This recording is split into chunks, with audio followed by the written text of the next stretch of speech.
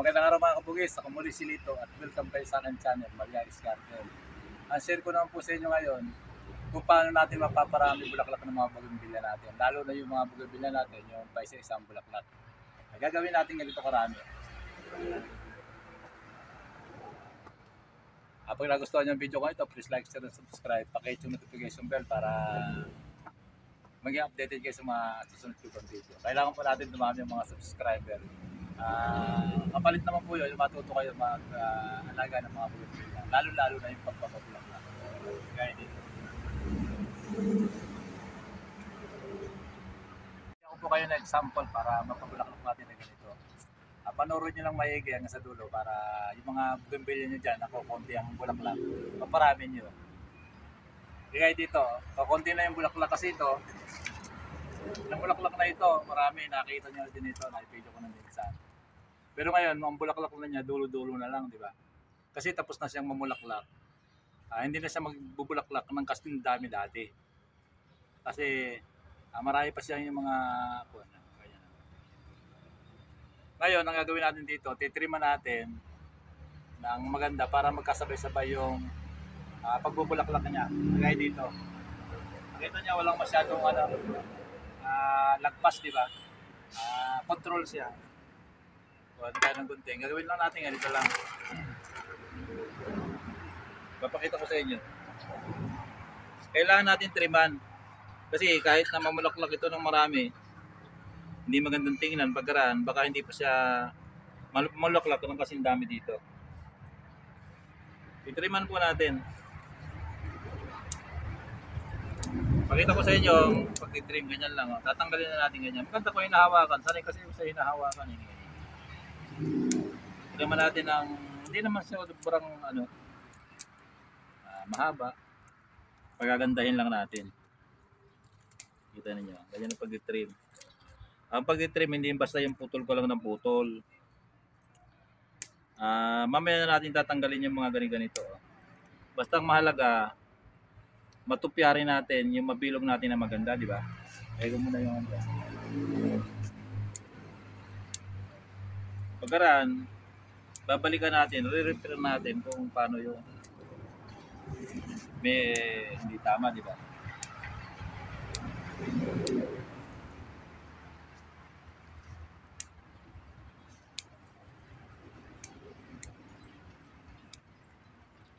Ito, pagka nagawa natin yung ganito,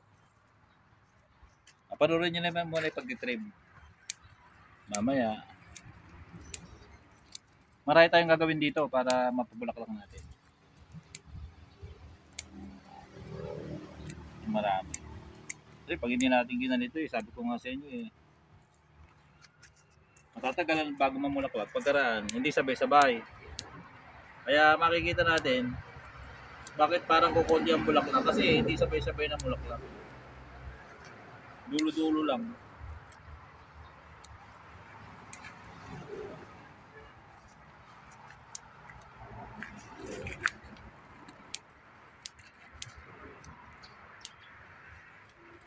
Diba nakita nyo? Ganda ng pagka-trim natin.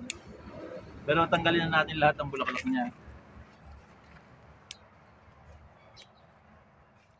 Pagka yung napagbulaklakan na natira, siyempre tatanggalin natin. Nakita nyo ang ganda ng shape, di ba? Bilog na. Paano pa yan? Pag namulaklak na yan, di siyempre punong-puno na yan, di ba?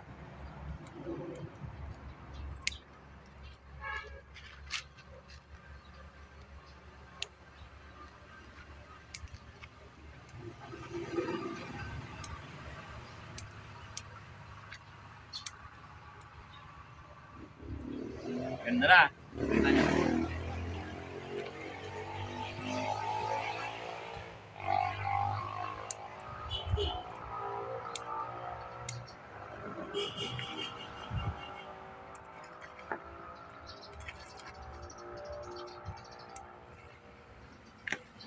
Hanapin natin ngayon yung mga pero wala na, natanggal na lahat. Yung mga pinagbulaklakan, kung meron pa natira, tatanggalin natin. Pero wala naman na. Kukunti na.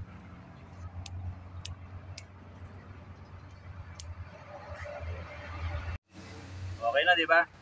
Ngayon, papansin natin yung ano niya, yung potting mix niya kung kulang na. Ito kulang na, di ba?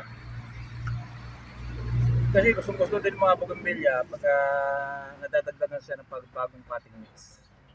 Lalo kung kulang na. Pero ito kasi, ginambol ko na ito dati. Namulaklak siya na marami. Lalagyan natin ng konting ano. Ito yung ano, risal na bulok na may konting halo na lupa. Dagdag lang natin.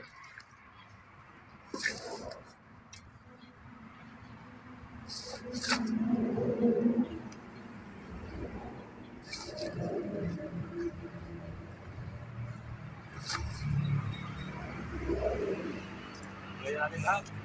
Ayan, tama-tama.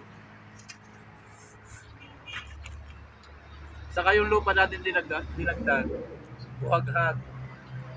Nakita nyo parang ang lusog nitong ano, itong lupa natin dinagdag. Siyempre, lulusog ng gusto yan. Ayan, ganda na. Maganda yung ano, kasi mahirap pabulaklak pag sobrang matigas yung ano, yung lupa niya. Dapat yung medyo buhagag lang, yung madaling matuyo. Lalo ngayon, nag-uulan, pagka sobrang matigas yung lupa, nabababad siya. Saka dapat, naka ano, para mapabulaklak natin, may patungan siya. Kagaya dito, sample ko sa inyo, pero ito nakakawapat. Dapat nakapatong siya na ganyan. Ito kasi ito, may patungan doon, kinuha ko lang. Nag-sample ko sa inyo. Nakapatong ito. Kasi pagka yung ano, yung ugat niya kumapit sa lupa, mahihirapan tayong pabulaklakin. Kasi alam mo yung mga bougainvillea, ano yan eh, malakas lumaki yan. Lalo pagka yung ugat niya kumapit sa lupa, palaki ng palaki nangyayari sa kanya, hindi yun na mamumulaklak na agad-agad. Dapat may patungan. Ngayon, ito lalagyan natin ng ano, complete fertilizer. Complete ito talaga pang-abono sa mga namumungang halaman. Kunyari naman, bulaklak ang kailangan natin, pampabulaklak. Kaya naman dito, malalaking bulaklak, mga kapal. At saka matagal bago malaglag. Kasi yung mga petals niya makakapal. Lalagyan natin ng ano, isang kutsara, ganyan lang karami. Hindi naman sobrang marami, ganyan lang. Ganyan yun lang. Kasi baka yung apaw na apaw, sobra naman. Sa gilid lang natin ilalagay.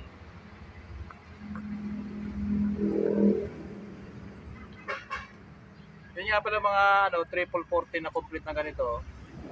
May mga mabibili kayo na brown saka puti. Marami kasi nagtatanong sa akin sa comment section na puti raw yung nabili niya.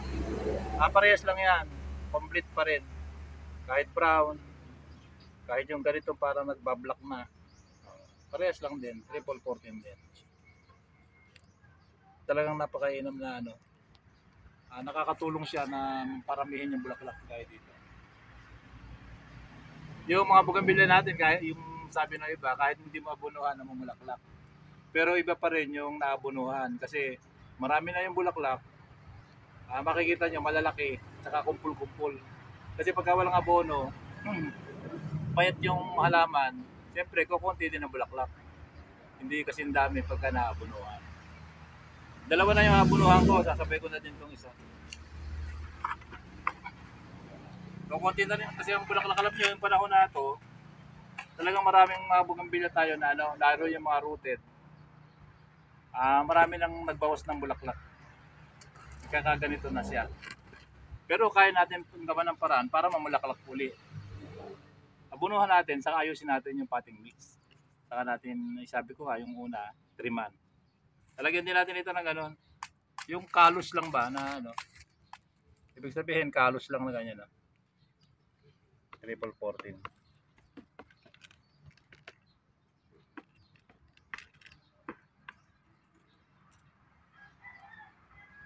Para mamulaklak siya ng marami.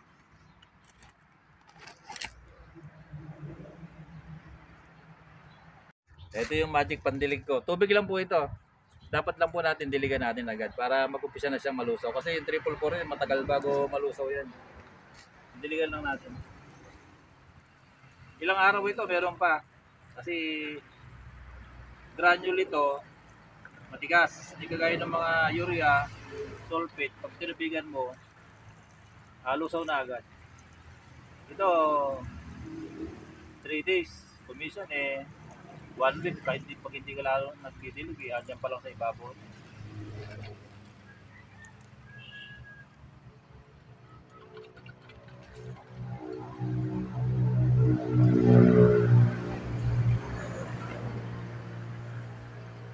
Ipit na ako ng mga halaman ko, pinagtapit-tapit ko na. Ganun lang po ang gagawin ninyo sa mga bougainvillea ninyo na kukunti ang bulaklak. Dapat, number 1, triman nyo. Dapat may hindi nakataas sa lupa yung pinaka ilalim ng pot ninyo, dapat may patungan. Saka number 1, mainit, naiinitan siya. Direct sunlight kung maaari, lalo na yung mga malalaki ng bougainvillea. Yung mga maliliit, hindi bali na nalililiman pa, okay lang. Nandito na lang at maraming salamat sa patuloy na panonood nyo ng mga video ko. Patagal ako hindi nakapag-video kasi may pinapaayos tayo na bahay doon. Lilipat kasi kami. Pero malapit lang dito. Madali lang din matutunan, malapit. Cordon din. Dito malapat.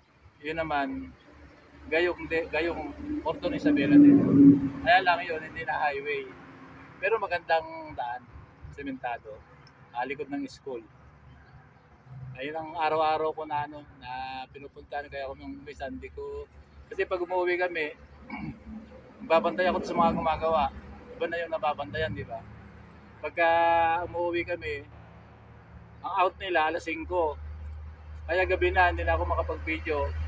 Ang punta ko naman sa umaga, alas 7, may pasok na nila. Dapat nandun na ako. Kaya hindi ako makapag-video na gusto kong mag-video na para sa inyo. Hindi ako makapag-video kasi walang oras. Ngayon, nakapag-video ako sa inyo kasi nagbuhos sila kahapon. Wala pumasok ngayon Sabado kasi hindi pa pwedeng tanggalin yung mga forma. Yun, sa biga kasi yun. Kaya nakapag-video tayo. Baka bukas, makapag-video uli ako sa inyo. Tungkol naman doon sa mga maliliit natin ng mga bougainvillea, yung mga rooted pa din, na kung paano natin mapapabulaklak. Nandito na lang at yung mga datihan. Kaya maraming salamat sa inyo, nauutal na ako. Pero yung mga baguhan, pag nagustuhan ng video ko ito, please like, share, and subscribe. Paki-hit yung notification bell para maging updated kayo sa mga susunod ko pang video. Bye-bye!